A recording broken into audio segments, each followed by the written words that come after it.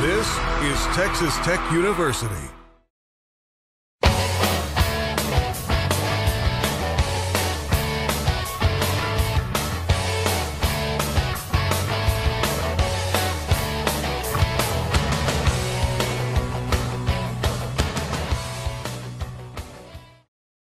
Tonight on 24 Frames, part 2 of our story on state photographer Wyman Minzer. Midland artist Sarah Braswell explores the vastness of space and familiarity of landscapes. Scott Cochran travels to 47 national parks in a year, and Outlier performs in our South Plains session. Don't go anywhere. 24 Frames starts right now.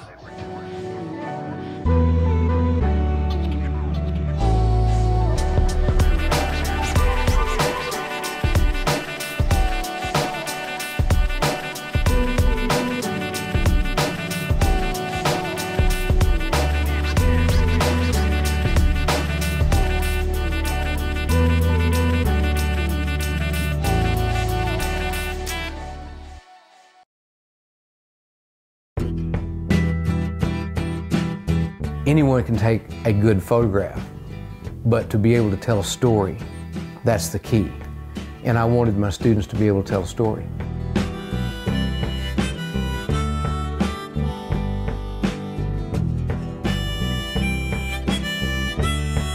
Yes, I knew of Wyman before I'd actually met him. The student organization I was a part of as an undergrad, Agricultural Communicators of Tomorrow, was hosting a professional development workshop for photographers, and he was the keynote speaker. And because I was kind of into photography at the time, I had heard about him just a little bit. I knew who he was. I knew he was a state photographer of Texas.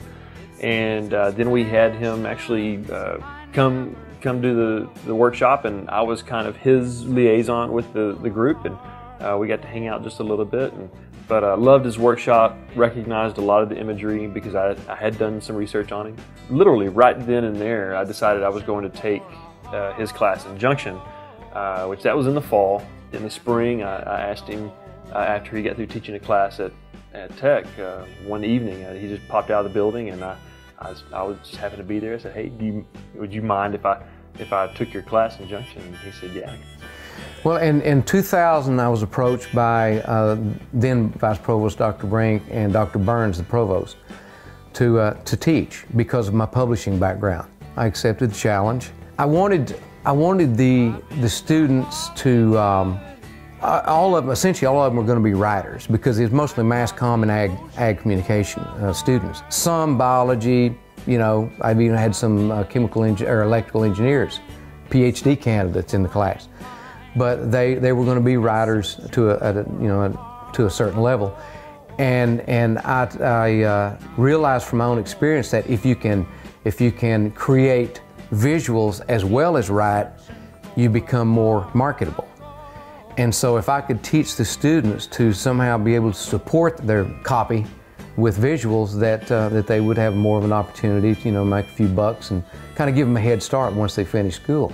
Most of the photography I've seen in some schools, basically it's just teaching them composition, and focus, and that's it, instead of being able to actually tell a story. Keep me searching for a heart of gold. You keep me searching and I'm growing old. Keep me searching for a heart of gold. I've been a miner for a heart of gold.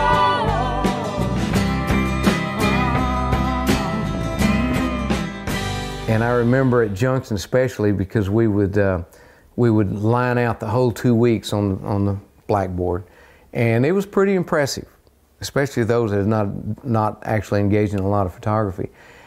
And I'd actually had some of them right at the end of the first class period come up and say, "I just don't know if I can do this." And I said, "You can do it. We've got 2 weeks, and I'm going to be with you here every day, and all you've got to do is ask the questions." And without fail, every student that I'm aware of, every student left there very pleased over the 12-year period that I taught. Especially at Junction, I had to have a TA. You know, I mean, you're with these students 7 days a week, 2 weeks. You were with them from sunrise to sunset and beyond. And we had to have 2 vehicles, and so I had to have a TA, and it was always a difficult job to try to locate a new one when one graduated. And so that was kind of a down. I finally got, after 12 years ago, you know, I'm getting, you know, kind of tired of looking for TAs. I had a lot of shooting commissions that I had to get done, and I was going to start missing a lot of classes, especially at Junction. And if you miss, say, 3 days at Junction, it's like missing a month on the main campus. And that wasn't being fair to the students at all. It just wasn't being fair to them. And so I told Robert Stubblefield there in 2011, when at the very beginning, I said, guys, this is going to be my last run. And he said, man, we got to keep the tradition going. I said, I think Jared Foster will be the man for the job. He's a great teacher, great young man, sharp, loves his work. He was my TA for a couple of years. He took at least three of my classes. I said, he'll carry on the tradition, and he has. And he's done well. When Wyman and I started to form a relationship, I always looked to Wyman as the state photographer. He would talk about how when he started out, he would really just study color, and then you start to notice that in his work there's a strong component of color. Like, color means a whole lot. You know, I've shot black and white before, but it inspired me to really concentrate on color. The more and more I was around him, the more and more I kept seeing him as a photographer. But what I kept seeing in his work, though, was not only stylistically, like, he has his thing, like you see a photo and you go, that's a Wyman Minzer photo. But you also get a feel for the fact that he's not only a photographer, but he's a historian. And I realized that what he's actually doing, that my perspective of him changed from being just this rock star photographer to somebody that's really doing a service to history and especially Texas society as we move forward, because he's documenting all of these really amazing not only places but activities and eras of Texas history. Texas has so many interesting locations. You know, it might be the combination of people and landscape, the culture, it might be the wildlife in a certain area, or it might be just the landscape alone or the weather. Each place has its own interesting elements. East Texas and the Piney Woods, you know, I've met some interesting people there that are so different than the rolling plains where I'm from, that you know, it's always an enjoyable encounter to visit with those people. West Texas and the rolling plain are kind of similar in their personalities, but in West Texas you have the desert environment, so I enjoy going to that region as well. So, you know, to be able to have to pinpoint one part of Texas or one piece of Texas that's really more interesting than the other, I don't know that I could do that.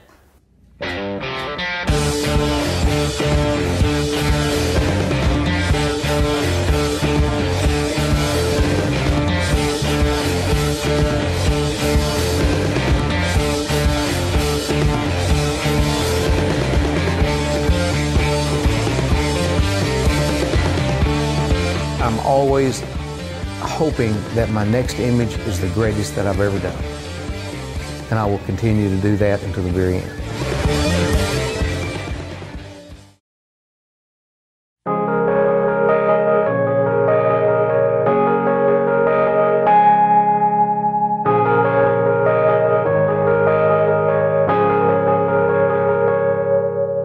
I think combining a little Western element is my roots here in Texas. I grew up here, but I've always been interested in the stars and something beyond.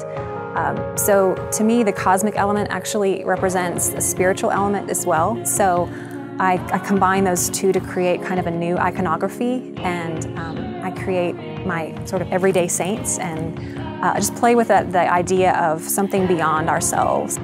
I think the moment when I was in church with my mom and I was drawing on the back of an index card, and she accused me of tracing and I hadn't, I kind of knew, hey, maybe I'm not so bad at this. And then after that, I just had a passion for it. I just loved drawing and creating anything I could get my hands on, paper, pencil, paint, whatever.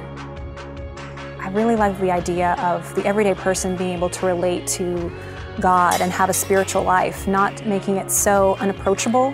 I'm inspired by the people that I know, so a lot of the faces are sort of an homage to people that are in my life. And so I like that idea of that everyday person that can do extraordinary things and be more than just what you see on this earth. The last few years I've been working more mixed media. Before I was kind of a watercolor purist. Using different media to create the image and the story that I want to tell definitely has a meaning and significance. Partly it's just my selfish love for drawing faces with pencil. There's something very visceral about that, and I really love the way it turns out. I think having most of my faces black and white and drawn just makes them feel even more just human and imperfect. You see the texture of the surface that it's drawn on, and you notice the ways the light bounces off the different features of the face. My favorite medium, I think, actually is drawing. That's what I started out doing as a child, and just that love of a pencil in my hand and paper underneath is something that I still go back to and I enjoy. And watercolor is my very close second favorite. I just love watercolor. It's such a capricious medium. It's hard to control, but when you know how to control it, it does these amazing just textures and things that you can't do with any other medium. When I'm creating a piece, I always start with the face. Faces are huge for me. I love different faces and personalities, and to me, if the face doesn't work, then the whole piece doesn't work. So I start with the face, and if it doesn't work, at least I know I can scrap it early and start over rather than get to almost the very end and then discover that everything has been ruined. But yeah, the face is definitely my starting point.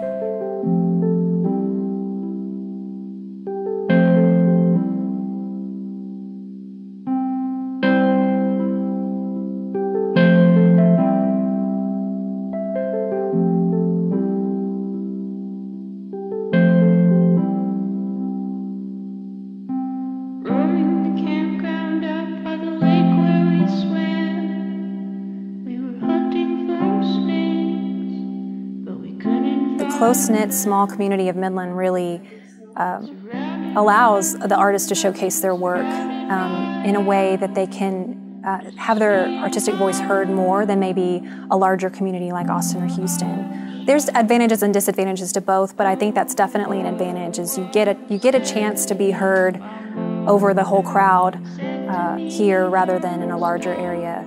And sometimes a lot of artists need that little extra support and community and just a chance to be heard. There's something about, strangely, the isolation out here. We're kind of in the middle of nowhere. We're our own sort of separate community. It's been a place for me to really develop my voice as an artist without having to constantly compare myself to other artists, at least not all the time. So I can have that interaction with other artists, but it gives me a quiet place to really contemplate and work on my technique and really hone what I want to say. When people see my work, I really hope that they're encouraged, that there's something bigger than themselves and something good out there, that the world right now that's so confusing and there's so much, a lot of negativity and a lot of really crazy things going on. I hope that my art can bring some hope and some encouragement and a sense of possibility, that there's more out there and that it is good.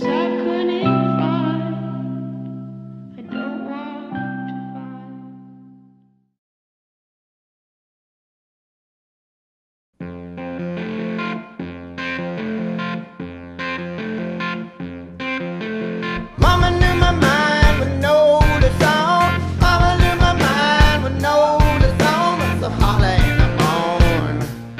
I'm so holly in the morning. Like dogs in the In 2011, I went to Moab, actually on my way back from shooting Bonneville Speed Week. And it was kind of my first real national park experience. I'd gone to Carlsbad as a kid, but I never really knew much about the national parks. After going to Moab, where Canyonlands and Arches national parks are, I kind of started to really think about the national parks, like how many are there how many are there that I don't know about? That's where it kind of all started to snowball into, wow, there's 47 national parks just in the continental US, and there's so many people, especially in my age group, who don't know about these parks that are probably within a couple hours drive of them. So I really wanted to get on the road and live in the parks for a year and show people what's available to them. Black sun says the morning moon. Black sun says the morning moon. It'll never have more. It'll never have more. From the start, I would pick parks that I would say, you know, I just want to make it to Glacier before I run out of money. And then if I made it to Glacier, I just want to make it to Grand Canyon. The plan originally was for me to be on the road for a year straight, but as any adventure goes, bad things happened along the way. 6 parks in, I got a bug infestation in the back of my truck where I had to come home and bug bomb it and tear it apart, and then get back on the road, and that changed my route. And it was always kind of part of the plan for me to maybe come home for winter, which I did. Sleeping in the back of the truck in the winter is just terrible.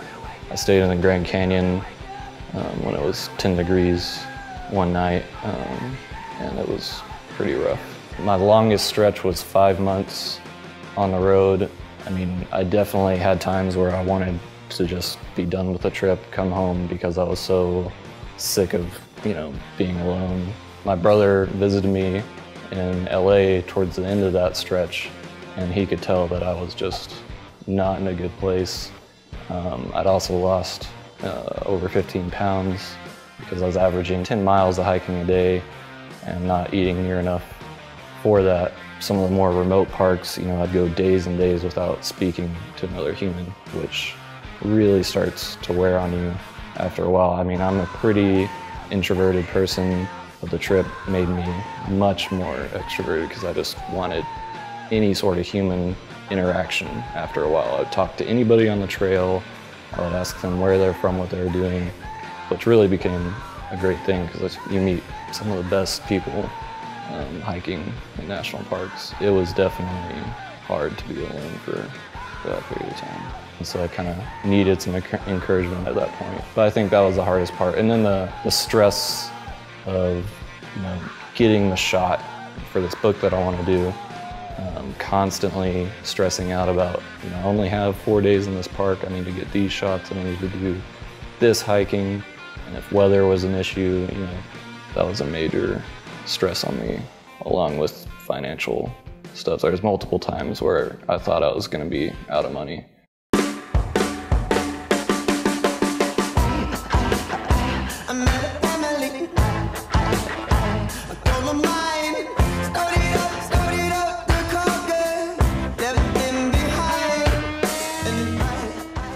The goal initially was for it to be more of a fine art style photo book where I did a limited run, one-time run, and that was it. But after being on the road and accumulating all these stories, because I kept a journal as I went, that it kind of started to turn more into something that'll have more text in it, and possibly be more of a coffee table type photo book with text included. A big thing for me is I want to get some gallery shows. I want to take the whole setup out of the back of the truck and put it in the gallery. And then also I kept all the maps and paperwork from all the parks, and I want to put that all up on one wall.